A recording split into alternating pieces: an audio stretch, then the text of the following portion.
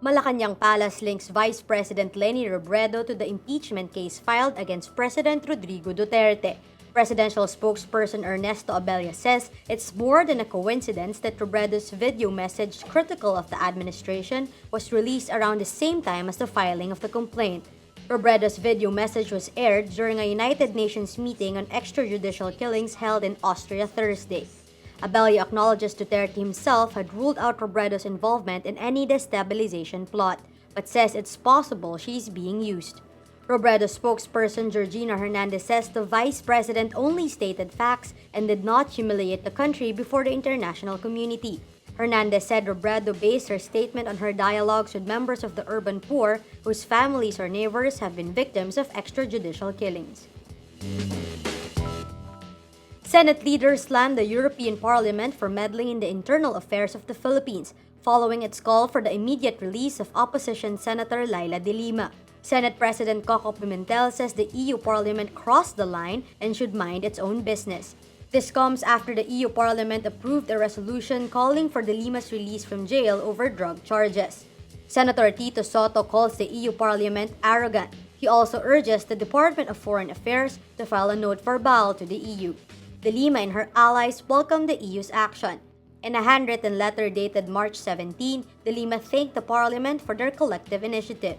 Senator Francis Pangilinan says the EU resolution is a reminder to the government that the world is closely monitoring the country and human rights issues could have an adverse effect on Philippine-EU trade relations. U.S. Congressman Elijah Cummings releases documents showing Russian and Russia-linked entities paid President Donald Trump's former National Security Advisor Mike Flynn $55,500 for work that included attending a gala with President Vladimir Putin. Flynn, who once headed the U.S. Defense Intelligence Agency, earned $33,000 just to go to the December 2015 party held by RT, the international television agency the U.S. says is an arm of Russian intelligence. Flynn was forced to resign as Trump's national security advisor on February 13, after it emerged he lied about the nature of phone calls with Russia's ambassador in late 2016.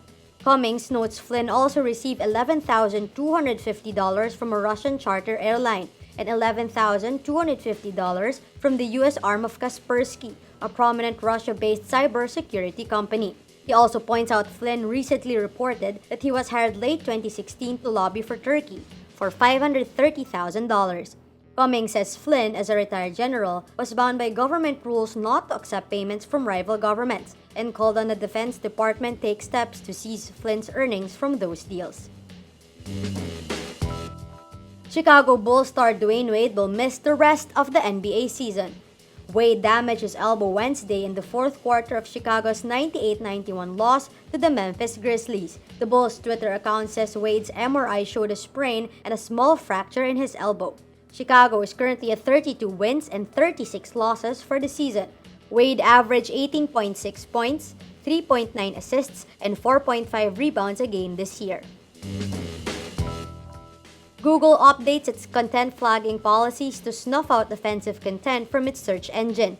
Google's content review teams, which consist of 10,000 contractors worldwide, now have the option of flagging offensive websites with the new upsetting offensive flag.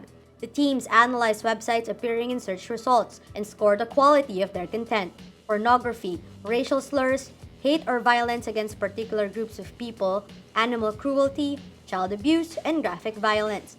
Also on the radar are instructional pieces that may be harmful to society, such as how-to guides on human trafficking. Google collects data flagged by the review teams and teaches its algorithms what websites should rank high and what shouldn't. Hateful content has been in the crosshair of tech companies of late, with other tech giants like Facebook and Twitter also rolling out anti-hate methods.